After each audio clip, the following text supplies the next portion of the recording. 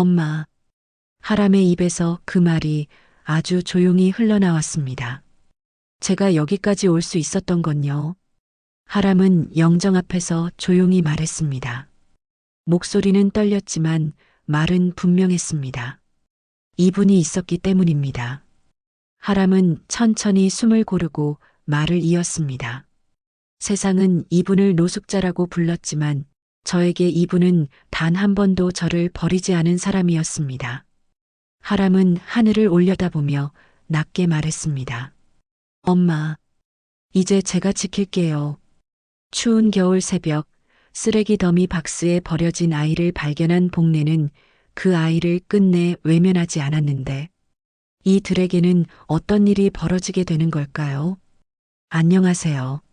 여러분의 사연 담긴 여러 이야기들을 들려드리고 있는 인생 수필관입니다. 마지막 반전까지 숨막히는 이야기를 끝까지 들어보세요. 구독과 좋아요, 알림 설정은 영상 제작에 큰 힘이 됩니다. 자, 그럼 오늘의 사연 함께 들어보시죠. 서울 변두리의 오래된 주공 아파트 단지 뒤편에는 밤이 되면 바람이 더 매섭게 몰아칩니다. 가로등 불빛이 축축한 아스팔트에 길게 번지고 분리수거장 철문은 바람만 불면 덜컹덜컹 소리를 냅니다. 사람들은 낮에만 그곳을 들락거리고 밤이 되면 괜히 눈길도 주지 않으려 합니다. 그 밤 정복래는 두 겹으로 겹쳐 입은 점퍼 지퍼를 끝까지 올리고도 턱을 파고드는 찬 공기에 어깨를 잔뜩 웅크리고 있었습니다. 손에는 낡은 손수레 손잡이가 잡혀 있었고 손수레 안에는 종이박스 몇 장과 빈 페트병이 달그락거리며 부딪혔습니다. 복래의 발걸음은 빠르지 않았지만 멈추지도 않았습니다. 멈추면 추위가 몸속으로 더 깊이 들어오는 걸 너무 잘 알기 때문입니다. 복래는 하루에도 몇 번씩 이 동네 골목을 돌며 폐지를 주었습니다. 새벽엔 가게들이 내놓은 박스가 있고 저녁엔 택배 상자가 쌓여 있었습니다. 그녀는 누가 시켜서 하는 게 아니라 안 하면 내일이 없어서 하는 일이었습니다. 그럼에도 복래는 아주 작은 규칙을 지키며 살았습니다. 남의 집 현관 앞을 뒤지지 않고 주운 것을 흩뜨려 놓지 않고 어지르면 꼭 다시 정리하고 떠나는 겁니다. 그 규칙이 그녀에게 남은 마지막 자존심 같았습니다. 분리수거장 앞에 도착하자 복래는 잠깐 숨을 골랐습니다. 오늘은 유독 추웠고 바람은 쇠냄새를 섞어서 불어왔습니다. 주공 아파트의 낡은 벽면에 붙은 분리배출 요령 안내판이 퇴색해 있었습니다. 복래는 그 안내판을 한번 스치듯 보고는 손수레를 철문 옆에 세웠습니다. 그리고 종이들이 젖지 않았는지 확인하려고 박스 더미를 하나씩 들어 올렸습니다. 그때였습니다. 아주 작고 끊어질 듯한 울음소리가 바람 사이로 섞여 들어왔습니다. 처음엔 복래도 자기 귀가 잘못 들었나 싶었습니다. 이 시간에 이곳에서 울음소리가 날 이유가 없기 때문입니다. 고양이인가 싶어 주변을 둘러봤지만 어둠 속에는 아무것도 보이지 않았습니다. 울음소리는 다시 한번 더 가까운 곳에서 들렸습니다. 복래의 손이 멈췄습니다. 손끝이 얼어 감각이 둔했지만 등줄기엔 땀이 식은 듯 싸늘한 기운이 흘렀습니다. 복래는 바람 부는 쪽을 등지고 귀를 기울였습니다. 그리고 분리수거장 안쪽 쓰레기 봉투들이 쌓인 구석에서 아주 희미한 소리가 이어지는 걸 알아챘습니다. 설마 하고 중얼거린 목소리가 자신도 모르게 떨렸습니다. 복래는 발을 옮기려다 잠깐 망설였습니다. 저런 소리를 들을 때마다 사람들은 보통 모른 척하고 지나갑니다. 괜히 끼어들었다가 일이 커지고 자신이 감당할 수 없는 방향으로 흘러갈까 두려워서입니다. 복래도 그런 두려움을 모르는 사람이 아니었습니다. 하지만 그 울음은 너무 작았고 너무 급했습니다. 복래는 조심스럽게 쓰레기 봉투 몇 개를 옆으로 밀었습니다. 비닐이 서로 비벼지며 끈적한 소리를 냈고 안에서 젖은 냄새가 확 올라왔습니다. 그 냄새에 복내는 눈살을 찌푸렸지만 다시 손을 뻗었습니다. 그리고 종이박스 하나가 다른 박스들 사이에 억지로 끼워져 있는 걸 발견했습니다. 박스는 테이프로 대충 감겨 있었고 한쪽 모서리가 찢겨 있었습니다. 그 찢긴 틈 사이로 작은 손가락 같은 것이 아주 잠깐 움직이는 게 보였습니다. 복내의 심장이 순간 크게 내려앉았습니다. 아이고 세상에. 복내는 숨을 삼키며 박스를 끌어당겼습니다. 테이프를 뜯으려 했지만 손가락이 굳어 잘 떨어지지 않았습니다. 복내는 급해진 마음에 이를 악물고 테이프를 잡아당겼습니다. 테이프가 찢어지는 소리와 함께 박스 뚜껑이 벌어졌습니다. 그 안에는 얇은 담요에 대충 쌓인 핏덩이 아기가 있었습니다. 아기는 얼굴이 벌겋게 달아올라 있었고 입술은 파르르 떨렸습니다. 울음은 이미 힘이 빠진 듯 끊기고 이어지기를 반복했습니다. 복내는 그 자리에서 한번 크게 흔들렸습니다. 발끝이 땅에 붙어 있지 않은 것처럼 어지러웠습니다. 내가 뭘 하고 있는 거지라는 생각이 스치자 바로 다른 생각이 밀려왔습니다. 지금 이 아이를 두면 이 밤을 못 넘기겠구나라는 생각이었습니다. 복내는 망설임을 끝내지 못하고 아기를 조심히 들어 올렸습니다. 아기의 몸은 놀랄 만큼 가벼웠고 온기는 거의 느껴지지 않았습니다. 복내는 아기를 품에 안고 담요를 더 끌어올려 얼굴을 가렸습니다. 그리고 가슴팍에 아기의 귀를 대듯 끌어안았습니다. 아기의 울음이 잠깐 멎고 작게 숨을 들이쉬는 소리가 들렸습니다. 괜찮다, 괜찮아요. 얼른 따뜻한 데로 가야지요. 복내는 자신에게 하는 말인지 아기에게 하는 말인지도 모른 채 중얼거렸습니다. 그녀의 목소리는 떨렸지만 손은 더 단단해졌습니다. 복내는 급히 주변을 둘러봤습니다. 이 시간에 문을 연 곳은 단지 입구의 작은 편의점 하나뿐이었습니다. 복내는 아기를 품에 안은 채 손수레를 끌고 편의점 쪽으로 뛰듯 걸었습니다. 손수레 바퀴가 덜컹거리며 따라오고 복내의 숨이 거칠어졌습니다. 편의점 문을 열자 따뜻한 히터 바람과 함께 라면 냄새가 확 들어왔습니다. 카운터에 앉아있던 젊은 점원이 복내를 보고는 처음엔 익숙한 표정으로 고개를 들었습니다. 하지만 복내의 품에서 아주 약한 울음이 들리자 점원의 얼굴이 굳었습니다. 어머님, 그거 설마. 복내는 급히 고개를 끄덕였습니다.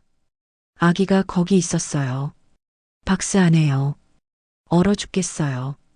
점원은 당황하며 자리에서 일어났습니다. 일단 119 부를게요. 그리고 경찰도. 복내는 그 말에 순간 몸이 굳었습니다. 복내는 아기를 더 꽉 껴안았습니다.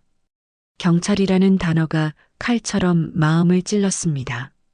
경찰이 오면 이 아이는 바로 어디론가 데려가질 겁니다. 시설이라는 곳으로 가겠지요.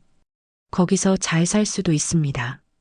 하지만 복내는 이상하게도 그 가능성만으로도 숨이 막혔습니다. 왜인지 모르게 그 아이가 다시 버려지는 장면이 눈앞에 겹쳐 보였기 때문입니다. 부르지 말아요. 복내의 목소리는 낮았지만 단호했습니다. 점원은 눈을 크게 떴습니다. 어머님, 이건 큰일이에요. 아기잖아요. 복내는 잠깐 말문이 막혔습니다. 그 말이 맞습니다. 큰일입니다. 하지만 복내에게 큰일은 늘 그녀의 몫으로 떨어졌습니다. 복내는 아기의 얼굴을 조심히 들여다봤습니다. 아기는 눈을 뜨지 못한 채 입술만 파르르 떨고 있었습니다. 복내는 카운터 옆에 있는 따뜻한 물을 담는 정수기 버튼을 누르려다가 손이 떨려 멈췄습니다. 점원이 다가오자 복내는 한 발 물러섰습니다. 내가 잘못했어요? 복례는 점원을 보며 물었습니다. 그 질문은 참 이상했습니다. 자기가 구했는데도 왜 죄를 지은 사람처럼 묻게 되는지 복례도 알 수 없었습니다. 점원은 한숨을 내쉬고 목소리를 낮췄습니다. 잘못은 어머님이 한 게 아니죠. 근데 아기가 위험해요. 지금 너무 차가워 보여요. 복례는 그 말에 마음이 흔들렸습니다. 그녀는 아이를 살려야 합니다. 그게 먼저입니다. 복례는 머릿속이 빠르게 돌아가는 느낌을 받았습니다. 경찰이 오면 아이를 빼앗길 수도 있고 119가 오면 아이는 살 수 있습니다. 복례는 아기의 손가락이 자신의 옷을 아주 약하게 움켜쥐는 듯한 감각을 느꼈습니다. 그 작은 힘이 복례의 결정에 불을 붙였습니다. 119만 119만 불러줘요. 복례가 떨리는 목소리로 말했습니다. 경찰은 나중에요. 제발이요. 점원은 놀란 듯 했지만 아기의 상태를 다시 보고는 고개를 끄덕였습니다. 알겠어요. 일단 119부터요. 점원은 휴대폰을 꺼내 번호를 누르며 복례에게 히터 가까이 오라고 손짓했습니다. 복례는 천천히 히터 앞 의자에 앉았습니다. 그리고 아기를 가슴에 붙여 더 따뜻하게 감싸 안았습니다. 복례의 머릿속에는 오래전 기억이 불쑥불쑥 떠올랐습니다. 시장통 포장마차에서 김이 모락모락 나는 국밥 냄새, 새벽 첫 차의 덜컹거림, 아이 울음이 섞인 달동네 골목의 소란스러움 같은 것들이었습니다. 그 시절에도 사람들은 힘들었지만 그래도 서로가 서로를 붙잡아주던 순간이 있었습니다. 복례는 자신이 그런 순간을 다시 만났다는 걸 직감했습니다. 이 아이가 지금 그녀의 품에서 살아남느냐 죽느냐가 갈릴지도 모른다는 걸 알았습니다. 아기의 울음이 다시 작게 새어나왔습니다. 복례는 아기의 귀에 대고 속삭였습니다. 울지 말아요. 내가 여기 있잖아요. 그 말은 약속처럼 들렸습니다. 복례는 그 약속이 너무 무거워서 눈물이 나올 것 같았습니다. 하지만 그녀는 울지 않았습니다. 울면 손이 풀릴까봐, 마음이 흔들릴까봐 그냥 이를 악물었습니다. 편의점 유리문 너머로 사이렌 소리가 점점 가까워졌습니다. 복례는 그 소리를 들으며 자신이 한 발을 돌이킬 수 없는 곳으로 내딛고 있다는 걸 느꼈습니다. 그리고도 아기를 더 꽉 안았습니다. 아기의 숨이 아직 이어지고 있다는 것만으로 복례는 그 밤의 추위보다 더 뜨거운 무언가를 가슴에 품게 되었습니다. 그 순간부터 정복례의 인생은 더 이상 혼자만의 것이 아니게 됩니다. 구급차의 붉은 불빛이 편의점 앞을 물들이고 사이렌 소리는 새벽 공기를 갈라놓았습니다. 정복례는 아기를 품에서 내려놓지 않은 채 들건 옆에 바짝 붙어 섰습니다. 구급대원이 담요를 걷어 체온을 재고 작은 가슴의 움직임을 확인하는 동안 복례의 시선은 한순간도 아기에게서 떨어지지 않았습니다. 아기는 약한 숨을 내쉬며 눈을 뜨지 못했고 그 모습이 복례의 가슴을 콕콕 찔렀습니다. 보호자분이세요? 구급대원의 질문에 복례는 잠깐 입술을 깨물었습니다. 보호자라는 말이 너무 낯설고 또 너무 무거워서 선뜻 대답이 나오지 않았습니다. 제가 같이 있었어요. 복례는 그렇게 말하며 고개를 끄덕였습니다. 그 말이 보호자라는 뜻인지 아닌지는 그 순간엔 중요하지 않았습니다. 구급차 안은 따뜻했지만 복례의 손끝은 여전히 차가웠습니다. 아기를 실은 들것이 고정되고 기계음이 일정한 리듬으로 울렸습니다. 복례는 벽에 붙은 손잡이를 붙잡고 서 있다가 결국 아기 옆에 앉았습니다. 그녀는 담요 밖으로 살짝 나온 아기의 손을 조심스럽게 감쌌습니다. 그 작은 손은 생각보다 부드러웠고 미약하지만 분명한 체온이 느껴졌습니다. 체온이 많이 떨어졌어요. 구급대원이 짧게 말했습니다. 다행히 아직은 괜찮아 보여요. 빨리 병원 가면 됩니다. 그 말에 복래의 어깨가 아주 조금 내려갔습니다. 그녀는 속으로 몇 번이나 다행이다를 되뇌었습니다. 병원 응급실은 늘 그렇듯이 밝고 분주했습니다. 형광등 아래에서 사람들의 얼굴은 모두 비슷하게 창백해 보였습니다. 아기는 곧바로 안쪽으로 옮겨졌고 복래는 대기 의자에 홀로 앉았습니다. 비닐로 된 가방 하나 없이 그녀는 그 자리에 앉아 있었습니다. 자신이 여기 왜 앉아 있는지, 앞으로 무슨 일이 벌어질지 아무것도 분명하지 않았습니다. 간호사가 다가와 서류를 들고 물었습니다. 아기 이름이 있나요? 복래는 멍하니 그 얼굴을 올려다봤습니다. 이름이라는 단어가 공중에 떠 있다가 천천히 그녀의 귀에 내려앉았습니다. 이름이요? 복래는 작게 되물었습니다. 간호사는 고개를 끄덕이며 펜을 들고 기다렸습니다. 복래의 머릿속이 순간 하얘졌습니다. 이 아이는 박스 안에서 울고 있었고 누구도 이름을 불러주지 않았습니다. 이름 없이 태어나 이름 없이 사라질 뻔한 아이였습니다. 복래는 아까 편의점에서 아기를 안고 뛰던 순간이 떠올랐습니다. 그때 아기의 얼굴을 보며 이상하게도 마음속에 떠오른 글자가 있었습니다. 하람. 복래의 입에서 조심스럽게 그 이름이 흘러나왔습니다. 간호사는 펜을 멈추고 다시 물었습니다. 하람이요? 예, 정하람이요. 복래는 자신도 놀랄 만큼 또렷한 목소리로 말했습니다.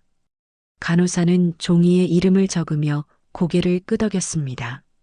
보호자 성함도 적어주세요. 그 말에 복래의 손이 무릎 위에서 움찔했습니다. 정복래입니다. 간호사는 별다른 표정 없이 이름을 적었지만 복래의 가슴은 쿵 내려앉았습니다. 서류 위에 나란히 적힌 두 이름이 그녀에게는 선언처럼 느껴졌습니다. 응급처치가 끝난 뒤 의사는 아기의 상태를 간단히 설명했습니다. 저체온이었지만 큰 장기 손상은 없고 며칠은 지켜봐야 한다고 했습니다. 복래는 의사의 말 중 절반도 제대로 듣지 못했습니다. 아기가 살아있다는 말만이 귀에 남았습니다. 그 한 문장이 그녀를 의자에 붙잡아 앉혀두었습니다. 밤이 깊어가자 응급실은 잠시 조용해졌습니다. 복래는 병실 문밖 의자에서 밤을 지새웠습니다. 간호사가 가져다 준 종이컵에 미지근한 물을 한 모금 마시며 그녀는 생각했습니다. 이 아이를 어떻게 해야 할지, 내일은 또 어디로 가야 할지. 생각은 꼬리를 물었지만 답은 나오지 않았습니다. 새벽녘 병실 안에서 작은 울음소리가 들렸습니다. 복래는 벌떡 일어나 문을 열었습니다. 아기는 인큐베이터 안에서 얼굴을 찡그리고 있었습니다. 복래는 허락을 구하듯 간호사를 바라봤고 간호사는 고개를 끄덕였습니다. 복래는 손을 소독하고 조심스럽게 인큐베이터 문을 열었습니다. 하람아. 그녀는 아주 작게 불렀습니다. 그 이름을 부르는 순간 가슴 깊은 곳에서 무언가가 울컥 올라왔습니다. 아기는 여전히 눈을 뜨지 못했지만 울음이 조금 잦아들었습니다. 복래는 그걸 우연이라 넘기지 못했습니다. 그녀는 인큐베이터 옆에 서서 마치 오래전부터 그래왔던 사람처럼 아기를 내려다봤습니다. 자신의 인생이 어디서부터 잘못됐는지, 언제부터 혼자가 되었는지 떠올렸습니다. 그리고 이상하게도 지금 이 순간만큼은 잘못된 선택을 하고 있다는 생각이 들지 않았습니다. 오히려 너무 늦게 도착한 것 같다는 기분이 들었습니다. 아침 햇살이 병원 창으로 스며들 때쯤 복래는 결심했습니다. 이 아이에게 하루라도, 단 하루라도 사람이 되어줄 거라고요. 내일이 어떻게 되든 오늘만큼은 이 아이의 곁에 있겠다고요. 그 결심은 거창하지 않았지만 복래의 인생을 또 한 번 깊게 흔들기에는 충분했습니다. 병원 복도에 아침 햇살이 길게 드리워질 무렵 정복래는 천천히 눈을 떴습니다. 의자에 비스듬히 기대 잠든 탓에 목과 허리가 뻣뻣하게 굳어 있었지만 그녀는 아픈 몸보다 먼저 가슴을 짓누르는 불안을 느꼈습니다. 밤새 몇 번이나 눈을 떴는지 기억도 나지 않았습니다. 눈을 뜰 때마다 가장 먼저 확인한 것은 병실 문 너머의 작은 생명이었습니다. 복래는 조심스럽게 자리에서 일어나 병실 문을 열었습니다. 인큐베이터 안에서 정아람은 작은 가슴을 오르내리며 잠들어 있었습니다. 기계가 내는 일정한 소리와 함께 아기의 숨이 아직 이어지고 있다는 사실이 눈에 들어왔습니다. 그 순간 복래는 비로소 숨을 길게 내쉴 수 있었습니다. 아이고 잘 있네. 복래는 누구에게 들릴까봐 목소리를 낮췄지만 말끝에는 안도감이 묻어 있었습니다. 유리병 너머의 아이를 바라보며 그녀는 손을 모으고 한동안 움직이지 않았습니다. 그 짧은 시간 동안 복래의 머릿속에는 수십 가지 생각이 스쳐 지나갔습니다. 이 아이를 어떻게 해야 할지, 내가 여기까지 와서 뭘 할 수 있는 사람인지, 그리고 왜 하필 나였는지요. 잠시 뒤 회진 시간이 되어 의사와 간호사들이 병실로 들어왔습니다. 의사는 차트를 넘기며 차분하게 말했습니다. 체온은 정상 범위로 올라왔고 호흡도 안정됐습니다. 복래는 그 말에 두 손을 꼭 맞잡았습니다. 정말 다행이에요. 밤새 얼마나 마음이. 복래는 말을 끝맺지 못하고 고개를 숙였습니다. 의사는 잠시 그녀를 바라보다가 덧붙였습니다. 다만 퇴원 이후의 환경이 중요합니다. 그 말은 늘 그렇듯 희망 뒤에 따라붙는 조건처럼 느껴졌습니다. 복래의 얼굴에서 미소가 서서히 사라졌습니다. 그날 오전 복래는 사회복지사와 다시 상담실에서 마주 앉았습니다. 상담실은 따뜻했지만 분위기는 차분하고 딱딱했습니다. 책상 위에는 서류들이 가지런히 놓여 있었고 복래의 손은 무릎 위에서 자꾸만 꼼지락거렸습니다. 정복래 어머님, 솔직하게 말씀드릴게요. 사회복지사가 먼저 입을 열었습니다. 아이를 개인이 데려가서 키우는 건 쉽지 않습니다. 복래는 고개를 끄덕였습니다. 알아요. 저도 제가 어떤 사람인지 압니다. 사회복지사는 복래의 눈을 똑바로 바라보며 말을 이었습니다. 주거지, 소득, 보호환경, 전부 검토 대상입니다. 복래는 잠시 시선을 내렸습니다. 그 말 하나하나가 자신을 향한 판결처럼 느껴졌기 때문입니다. 그럼에도 불구하고요. 복래가 조심스럽게 입을 열었습니다. 제가 이 아이를 버리지는 않을 겁니다. 사회복지사의 손이 잠시 멈췄습니다. 어머님, 지금 그 말씀은? 알아요. 복래는 고개를 들었습니다. 법적으로 안 된다는 말씀이시죠? 그래도 하루라도요. 복래의 목소리는 떨렸지만 말은 또렷했습니다. 이 아이가 사람 품에서 하루라도 더 있으면 그게 죄는 아니잖아요. 상담실 안에 잠시 침묵이 흘렀습니다. 사회복지사는 한숨을 내쉬며 서류를 다시 넘겼습니다. 임시보호라는 방법은 있습니다. 그 말에 복래의 눈이 번쩍 뜨였습니다. 조건이 많습니다. 쉼터 생활, 정기 면담, 병원 방문, 그리고 언제든 아이가 시설로 갈 수 있다는 점도요. 복래는 고개를 끄덕이며 말했습니다. 다 할게요. 뭐든 하라고 하면 다 하겠습니다. 그날 이후 복래의 하루는 병원 시계에 맞춰 움직였습니다. 분유 먹이는 시간, 기저귀 갈아주는 시간, 체온을 재는 시간. 모든 것이 처음이었고 모든 것이 두려웠습니다. 간호사가 알려주는 대로 손을 움직이면서도 복래는 계속해서 물었습니다. 이렇게 안 와도 되죠? 아기가 숨 막히진 않죠? 간호사는 웃으며 대답했습니다. 어머님, 너무 긴장하셔도 아기가 느껴요. 그 말에 복내는 얼른 힘을 빼려 애썼습니다. 하람이 분유를 먹다 잠들면 복내는 아이를 내려놓지 못하고 한참을 안고 있었습니다. 이 작은 몸에서 느껴지는 온기가 사라질까봐, 내려놓는 순간 다시 혼자가 될까봐 두려웠습니다. 밤이 되면 병실은 더 조용해졌습니다. 복내는 아이 옆에 앉아 창밖을 바라보며 오래된 기억을 떠올렸습니다. 시장 골목에서 들리던 상인들의 목소리, 새벽 첫 차의 매캐한 냄새, 젊은 날 잠시나마 품었던 희망 같은 것들입니다. 그 모든 것이 사라졌다고 생각했는데 지금 이 병실에서 다시 숨을 쉬고 있는 것 같았습니다. 하람아. 복내는 아주 낮은 목소리로 속삭였습니다. 내가 널 지켜줄 수 있을지는 모르겠어요.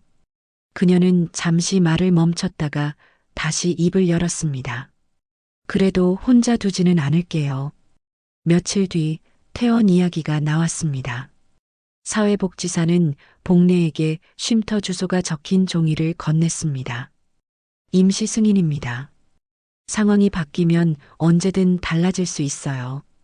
복내는 그 종이를 두 손으로 꼭 붙잡았습니다. 종이 한 장이었지만 그녀에게는 세상에서 가장 무거운 책임처럼 느껴졌습니다. 병원을 나서는 날 복내는 하람을 품에 안고 잠시 멈춰 섰습니다. 차가운 겨울 공기가 얼굴을 스쳤지만 아이의 체온은 분명히 느껴졌습니다. 복내는 하늘을 올려다보며 속으로 말했습니다. 오늘 하루만큼은 이 아이의 세상에 내가 있구나 하고요. 병원을 나선 아침 정복내는 하람을 품에 안고 한동안 발걸음을 떼지 못했습니다.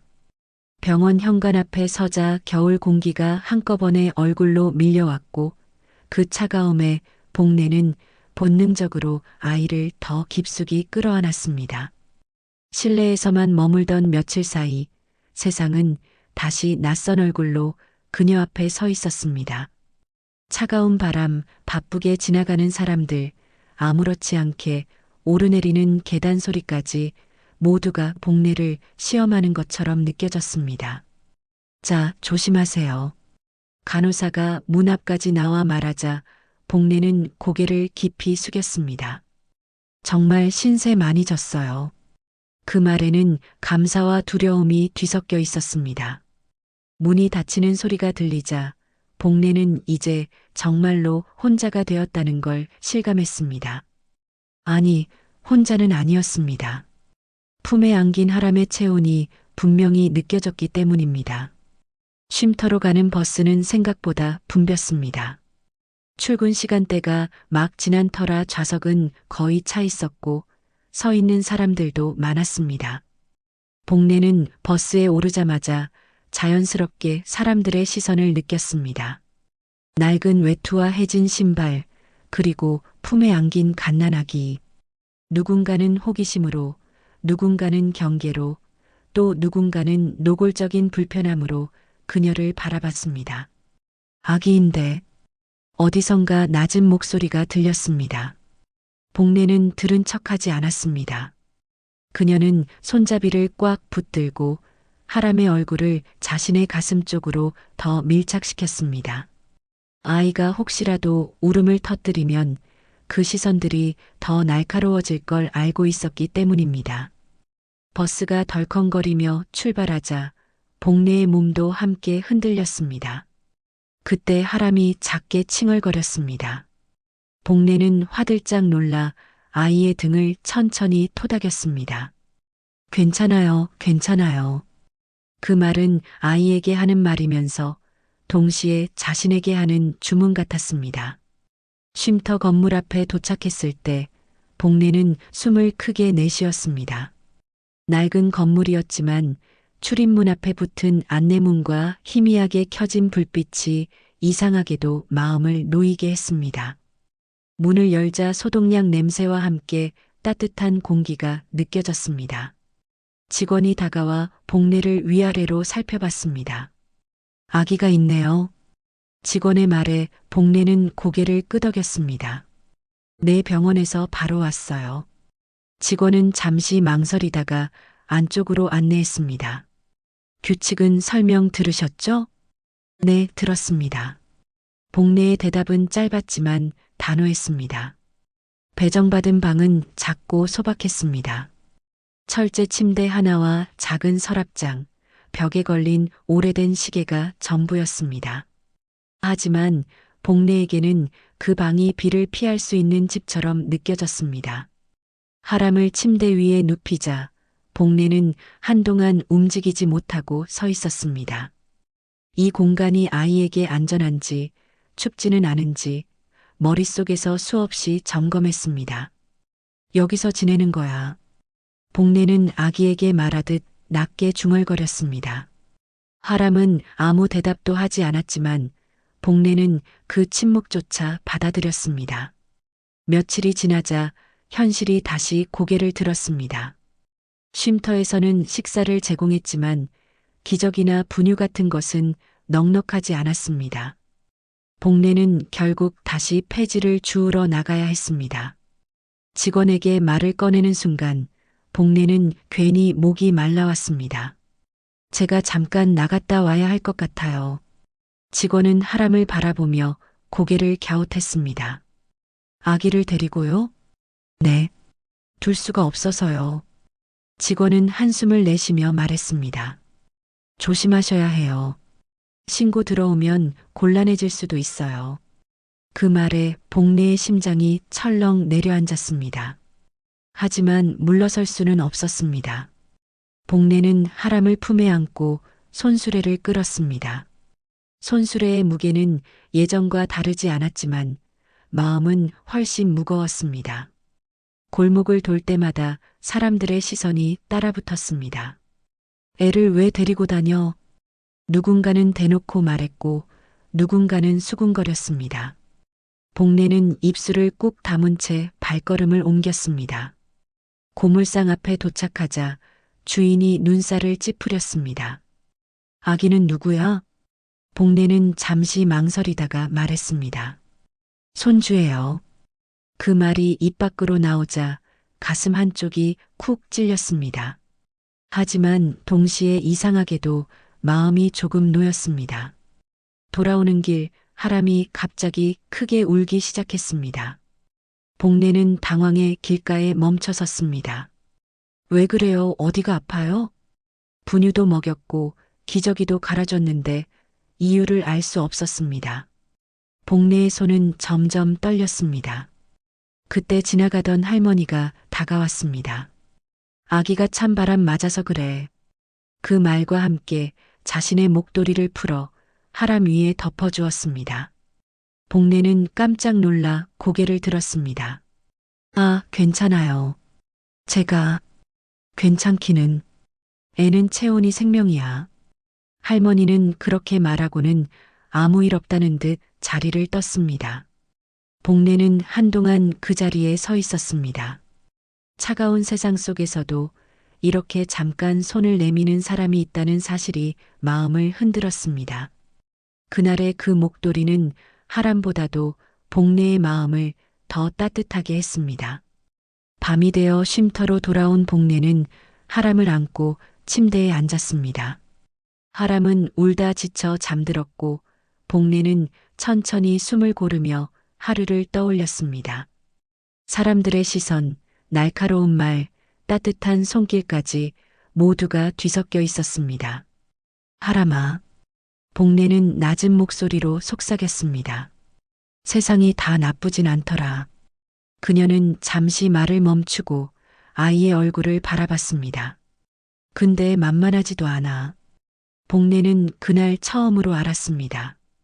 이 아이를 품고 산다는 건 매일같이 세상 앞에 서서 설명하지 않아도 될 이유를 증명해야 하는 일이라는 걸요. 그리고 그 싸움은 이제 막 시작되었을 뿐이라는 것도요. 며칠 동안은 마치 세상이 잠시 눈을 감아준 것처럼 조용했습니다. 정복래는 매일 같은 시간에 눈을 떴고 같은 순서로 하람을 살폈습니다. 밤새 숨은 고르게 쉬었는지, 이마에 열은 없는지, 작은 손발이 차갑지는 않은지 하나하나 확인한 뒤에야 비로소 숨을 돌렸습니다. 그 반복은 지치도록 힘들었지만 복래에게는 그게 하루를 시작하는 유일한 이유이자 버팀목이었습니다. 하람은 조금씩 자라고 있었습니다. 분유를 먹을 때면 전보다 힘있게 입을 움직였고 울음소리도 점점 또렷해졌습니다. 복래는 그 소리를 들을 때마다 이상하게도 마음이 놓였습니다. 울 수 있다는 건 살아있다는 증거였기 때문입니다. 그래, 잘 울어야지요. 복래는 아무도 듣지 않는 말을 하람에게 건넸습니다. 그래야 살아있는 거예요. 쉼터의 하루는 늘 비슷했지만 복래에게는 매 순간이 긴장 그 자체였습니다. 혹시 누군가 하람을 보고 수군대지는 않는지, 직원의 눈빛이 달라지지는 않았는지, 작은 변화에도 가슴이 철렁 내려앉았습니다. 그래서 복래는 최대한 눈에 띄지 않으려 애썼습니다.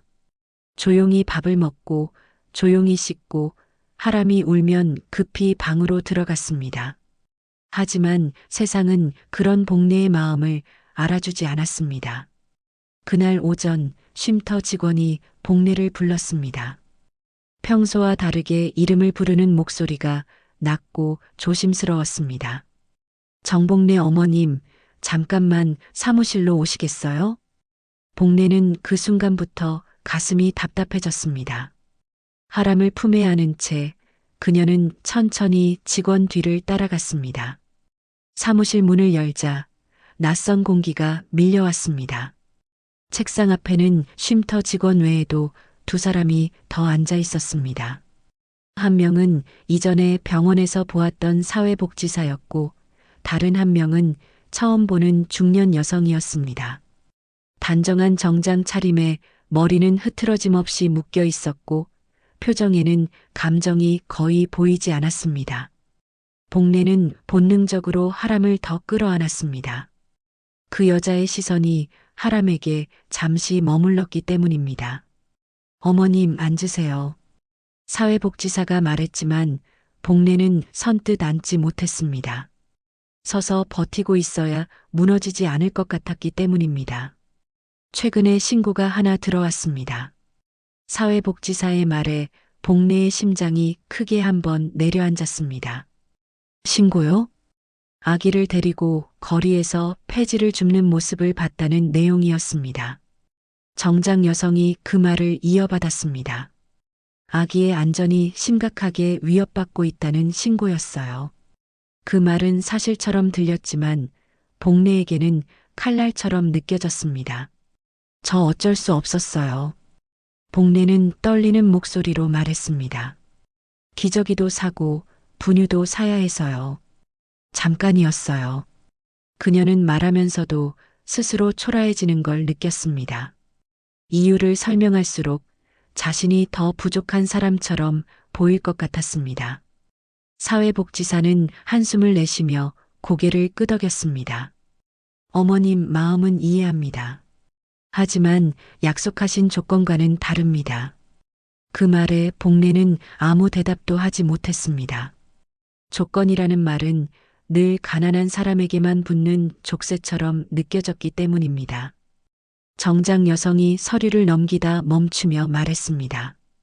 이 아이는 지금 보호가 시급합니다. 그 한 문장이 방안을 단번에 얼어붙게 만들었습니다. 임시보호 조치는 여기까지로 하고 시설 입소를 검토해야 할 것 같네요. 안 돼요. 복래의 목소리가 생각보다 크게 튀어나왔습니다. 그녀 스스로도 놀랄 만큼 다급한 소리였습니다. 하람은 잘 지내고 있어요. 보세요. 복래는 품에 안은 하람을 조금 들어 보였습니다. 하람은 아무것도 모른 채 잠들어 있었습니다. 아픈 데도 없고 밥도 잘 먹고. 복래의 말은 점점 흐려졌습니다. 정장 여성은 고개를 저었습니다. 어머님 마음만으로는 아이를 키울 수 없습니다. 그 말은 복래의 가슴 깊숙이 박혔습니다. 마치 지금까지의 모든 시간이 부정당하는 느낌이었습니다. 그럼 저는 뭐였나요? 복례는 자신도 모르게 물었습니다. 사회복지사와 정장 여성은 잠시 말을 잇지 못했습니다. 복례는 다시 입을 열었습니다. 이 아이를 안고 밤새 잠도 못 자고 울면 달래고 그건 다 뭐였나요? 하람이 그때 작게 몸을 뒤척였습니다. 작은 손이 복례의 옷을 움켜쥐듯 움직였습니다. 복례는 그 감각에 숨이 멎는 줄 알았습니다. 보세요. 복례는 울먹이며 말했습니다. 이 아이는 저를 알아요. 정장 여성은 잠시 시선을 피했다가 다시 복례를 바라봤습니다. 어머님, 감정적으로 판단하실 문제가 아닙니다. 사회복지사가 낮은 목소리로 덧붙였습니다. 지금 상황에서는 어머님을 보호자로 인정하기 어렵습니다. 그 말은 사실상 결정이었습니다. 회의는 오래 이어지지 않았습니다. 결론은 명확했고 복례에게 선택지는 없었습니다. 사무실을 나오는 순간 복례는 다리에 힘이 풀려 벽에 몸을 기대고 말았습니다. 숨이 가빠졌고 눈앞이 아득해졌습니다. 하람아. 복례는 아이를 끌어안고 중얼거렸습니다. 미안해요. 내가 부족해서. 그 말은 끝내 문장이 되지 못하고 흐느낌으로 흩어졌습니다. 그날 저녁 복례는 짐을 정리하라는 말을 들었습니다. 아직 최종 결정은 아니라 했지만 공기는 이미 결론을 알고 있었습니다. 하람이 그녀의 품을 떠날 날이 멀지 않았다는 사실이 복례의 가슴을 짓눌렀습니다. 밤이 깊어도 복례는 눈을 감지 못했습니다. 하람의 얼굴을 수십 번도 더 들여다봤습니다. 숨이 붙어 있는지 확인하고 또 확인했습니다. 혹시라도 이 밤이 마지막일까봐 눈을 떼지 못했습니다. 하람아. 복례는 거의 속삭이듯 말했습니다. 내가 끝까지 버텨볼게요. 그 말은 약속이자 스스로에게 하는 다짐이었습니다. 그날 밤 정복례는 분명히 느꼈습니다. 이 아이를 지키는 일은 추위나 배고픔과는 비교도 안 될 싸움이며 그 싸움의 상대는 사람이 아니라 냉정한 세상이라는 사실을요. 그날 밤 이후로 정복례의 시간은 멈춘 것처럼 느리게 흘렀습니다. 쉼터의 불은 밤이 되면 자동으로 어두워졌고 사람들의 발소리도 하나둘 사라졌지만 복례의 정신만은 좀처럼 쉬지 못했습니다. 하람을 품에 안고 있으면 잠깐 마음이 가라앉다가도 눈을 감는 순간 사무실에서 들었던 말들이 다시 떠올랐습니다. 시설 입소를 검토해야 한다는 말은 머릿속에서 계속 맴돌며 복례를 놓아주지 않았습니다. 복례는 그날 밤 거의 잠들지 못했습니다. 하람의 숨소리가 일정하게 이어지는지만 몇 번이고 확인했고 작은 손이 자신의 옷을 붙잡고 있는 느낌이 사라질까봐 몸을 조금도 움직이지 않았습니다. 새벽녘 쉼터 복도에서 누군가 기침하는 소리가 들렸을 때조차 복례는 깜짝 놀라 눈을 떴습니다. 그만큼 모든 소리가 위협처럼 느껴졌습니다. 하람아. 복례는 아이의 귀에 바짝 입을 대고 속삭였습니다. 조금만 기다려줘요. 그 말은 아이에게 하는 말이었지만 사실은 자신을 붙잡기 위한 말이기도 했습니다. 아침이 밝자 복례는 평소보다 일찍 일어났습니다. 쉼터 직원이 출근하기 전부터 준비를 해야겠다고 마음먹었기 때문입니다. 그녀는 작은 가방에 필요한 것들을 정리했습니다. 분유, 기저귀 몇 장, 병원에서 받은 서류들, 그리고 접힌 종이 몇 장. 그 종이들은 그동안 적어두었던 전화번호와 메모였습니다. 오늘은 가만히 있지 말자. 복례는 스스로에게 말하듯 중얼거렸습니다. 아침 식사를 마치고 복례는 하람을 품에 안고 쉼터 사무실로 향했습니다. 직원은 복례를 보자 잠시 당황한 표정을 지었습니다. 어머님, 아직 결정난 건 알아요. 복례는 말을 끊지 않고 차분하게 대답했습니다. 그래도 제가 할 수 있는 건 다 해보고 싶어요. 직원은 한숨을 내쉬며 사회복지사에게 전화를 걸어주었습니다. 잠시 뒤 복례는 다시 상담실에 앉아 있었습니다. 이번에는 어제보다 더 조용했고 공기는 더 무거웠습니다. 어머님, 솔직히 말씀드리면 상황이 쉽지 않습니다. 사회복지사는 차분하게 말했지만 복례의 귀에는 그 말이 이미 여러 번 반복된 것처럼 들렸습니다. 복례는 고개를 끄덕이며 말했습니다. 알아요. 그래도 방법이 하나도 없는 건 아니잖아요. 사회복지사는 복례를 유심히 바라봤습니다. 어머님, 왜 그렇게까지 하시는 건가요? 그 질문에 복례는 잠시 말을 잇지 못했습니다. 왜냐고 묻는 질문은 그동안 아무도 하지 않았던 질문이었기 때문입니다. 복례는 하람의 얼굴을 내려다봤습니다. 아이는 아무것도 모른 채 잠들어 있었고 그 평온한 얼굴이 복례의 마음을 흔들었습니다. 제가 이 아이를 처음 봤을 때요. 복례는 천천히 말을 꺼냈습니다. 쓰레기 더미 안에서 울고 있었어요. 아무도 안 봤고 아무도 안 들은 척했죠. 그녀는 잠시 숨을 고르고 말을 이었습니다. 그때 그냥 지나쳤으면 저는 다시 예전처럼 살았을 거예요. 근데 복례의 목소리가 떨렸습니다. 그럼 이 아이는 없었겠죠. 상담실 안은 한동안 조용했습니다. 사회복지사는 서류를 넘기다 말고 손을 멈췄습니다. 어머님 마음은 충분히 전해집니다. 마음만으로 안 되는 것도 알아요. 복례는 바로 대답했습니다. 그래서 제가 바뀌려고요. 그 말에 사회복지사의 표정이 달라졌습니다. 어떻게요? 복례는 미리 준비해 온 종이들을 꺼냈습니다. 일자리를 알아봤어요. 당장은 안 되겠지만 청소 일이라도. 그녀는 고개를 숙인 채 말을 이었습니다. 그리고 쉼터 말고 다른 곳도 알아보려고요. 사회복지사는 잠시 생각에 잠겼습니다. 조건을 충족하기까지 시간이 필요합니다. 시간 주세요. 복례의 목소리는 간절했지만 흔들리지 않았습니다. 하루, 이틀만이라도요. 제가 할 수 있는 걸 보여드릴게요.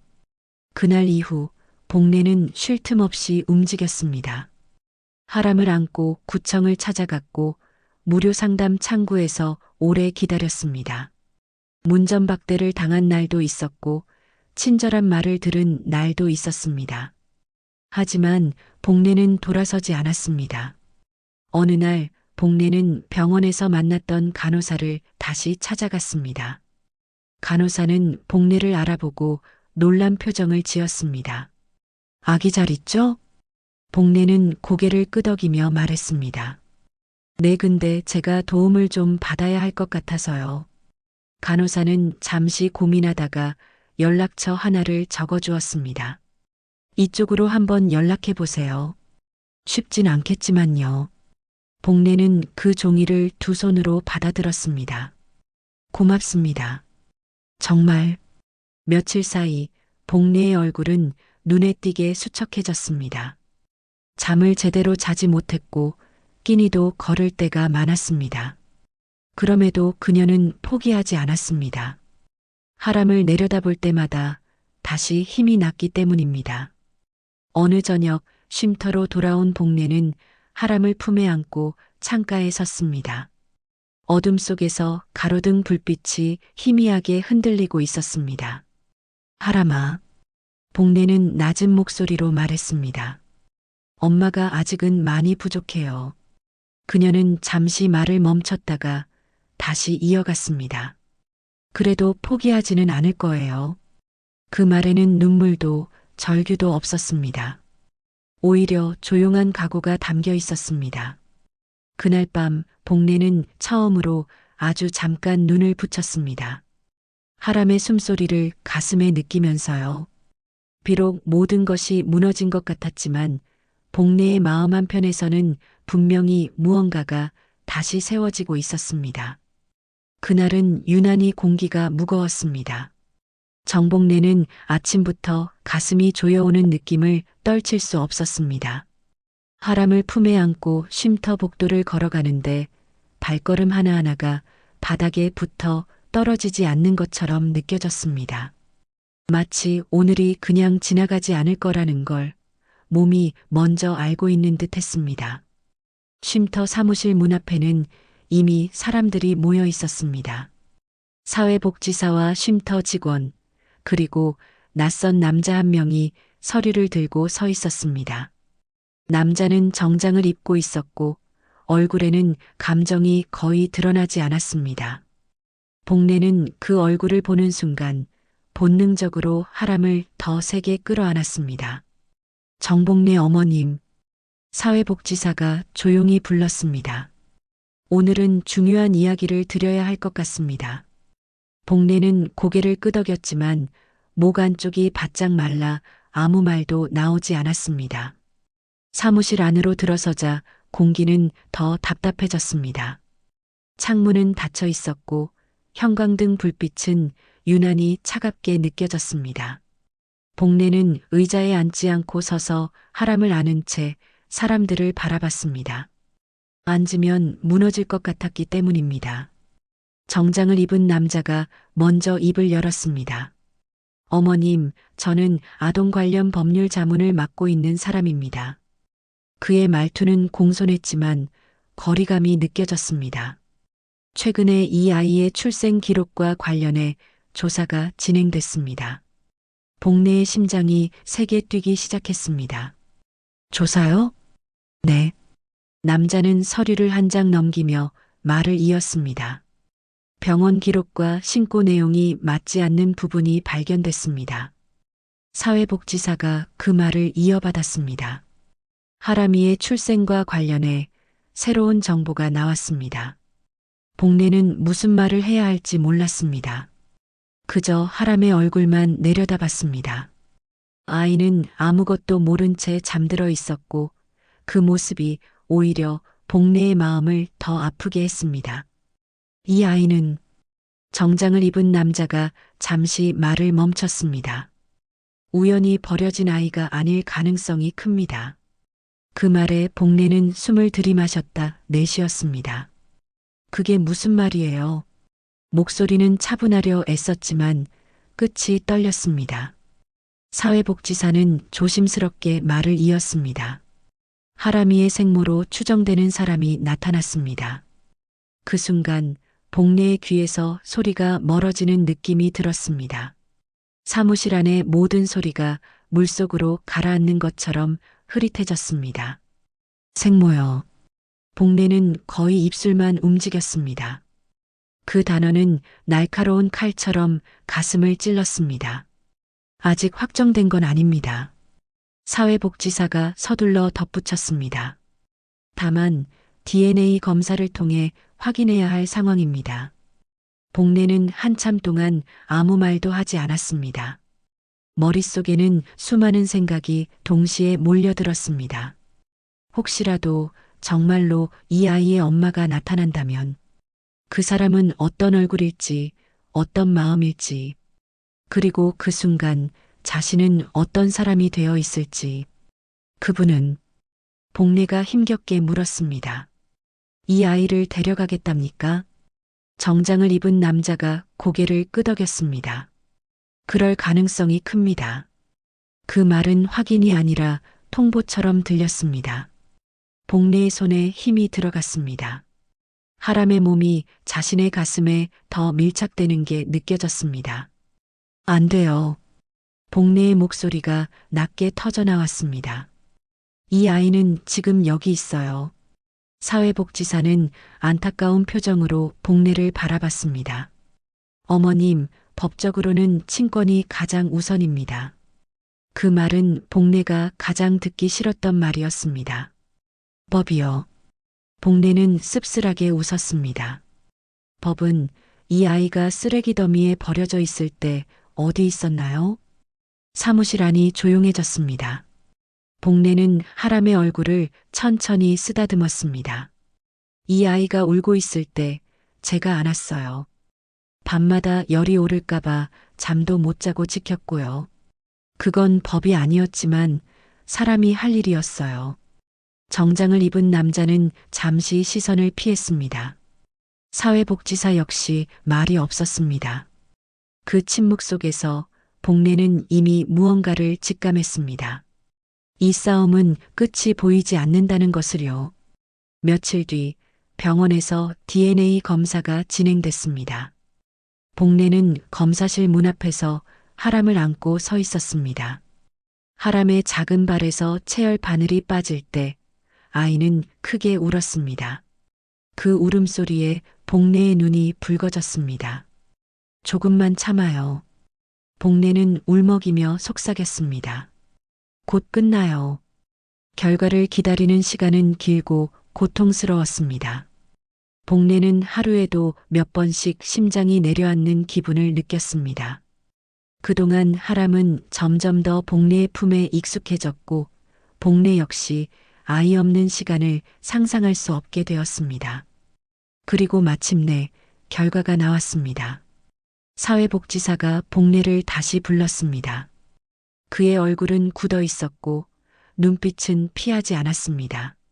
어머님, 그 한마디에 복례는 이미 모든 걸 알 것 같았습니다. 일치합니다. 그 말이 떨어지는 순간 복례의 세상은 소리를 잃었습니다.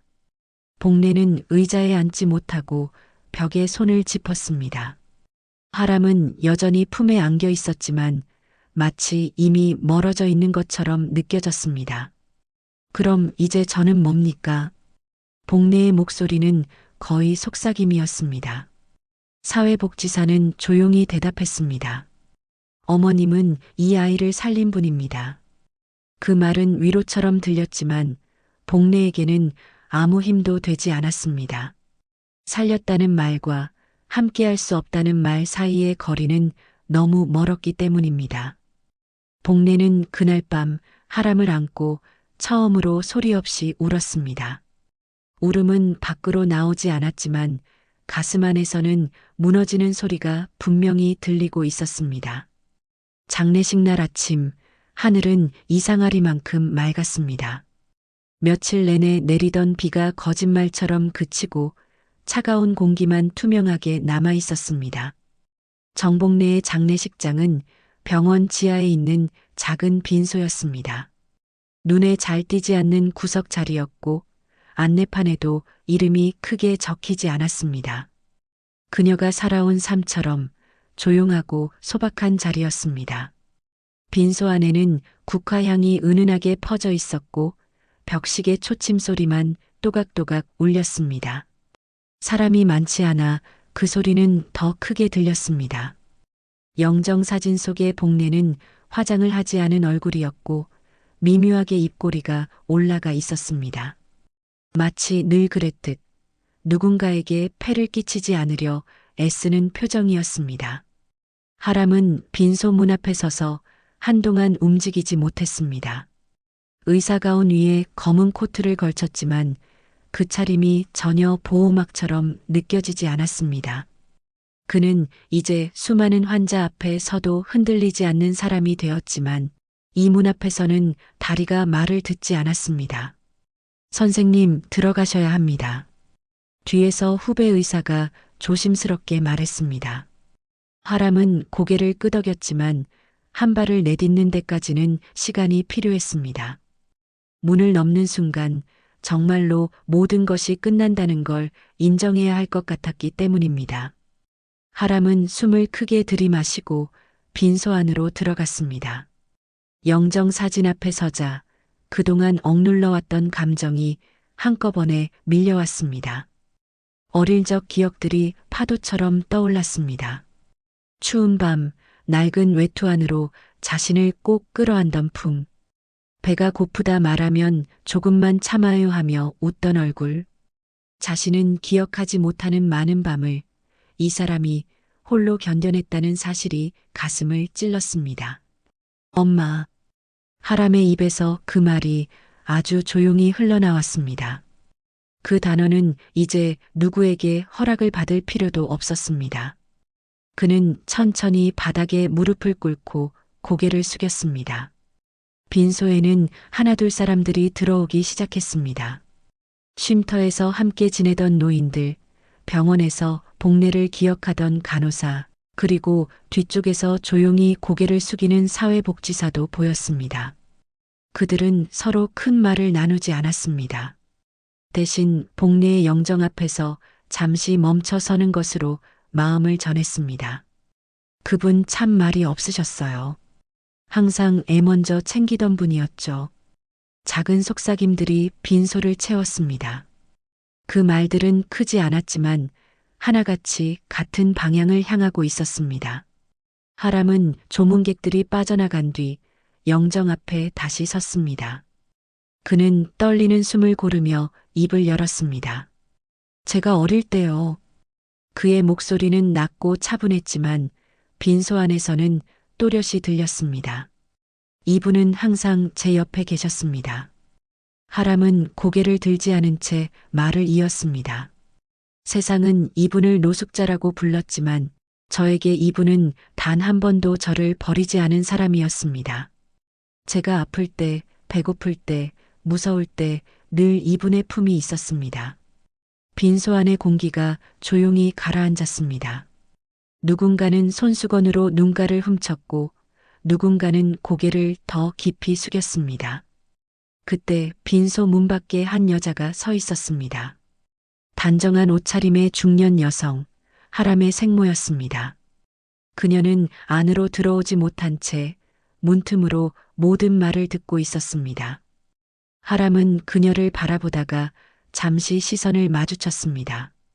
두 사람 사이에는 어떤 말도 오가지 않았습니다. 하람은 천천히 고개를 숙여 인사만 했습니다. 그 인사는 원망도 분노도 없는 인사였습니다. 그저 각자의 자리가 다르다는 걸 받아들이는 인사였습니다. 장례가 끝난 뒤 하람은 복례의 유품을 정리했습니다. 낡은 가방 안에는 병원 서류, 쉼터 출입증, 그리고 손때가 잔뜩 묻은 작은 수첩 하나가 들어 있었습니다. 수첩을 펼치자 삐뚤빼뚤한 글씨가 눈에 들어왔습니다. 정아람. 추운 날 주운 아이. 그래도 살아야 할 아이. 하람은 그 문장을 여러 번 읽었습니다. 짧은 글이었지만 복례의 삶이 고스란히 담겨 있었습니다. 그는 수첩을 가슴에 꼭 끌어안았습니다. 며칠 뒤 하람은 의료학회 연단에 섰습니다. 수많은 사람들 앞에서 그는 잠시 말을 멈췄습니다. 제가 의사가 된 이유를 묻는 분들이 많습니다. 그는 천천히 말을 이었습니다. 저를 살려준 사람이 있었기 때문입니다. 그의 고백은 언론을 통해 퍼져나갔고 사람들은 처음으로 정복래라는 이름을 기억하기 시작했습니다. 노숙자가 아니라 한 아이의 삶을 끝까지 지켜낸 사람으로 말입니다. 하람은 곧 재단 설립을 준비했습니다. 거리의 아이들, 보호받지 못한 아이들을 위한 재단이었습니다. 재단 이름을 정하라는 말에 그는 조금도 망설이지 않았습니다. 복례로 해주세요. 개소식 날 하람은 혼자 조용히 건물 앞에 섰습니다. 차가운 바람이 불어와 현수막을 살짝 흔들었습니다. 하람은 하늘을 올려다보며 낮게 말했습니다. 엄마, 이제는 제가 지킬 차례예요. 그 순간 정복래의 삶은 더 이상 조용히 사라지지 않았습니다. 그녀가 품었던 사랑은 이름이 되어 남았고 그 이름은 또 다른 아이들의 삶 속으로 조용히 그러나 분명히 이어지고 있었습니다.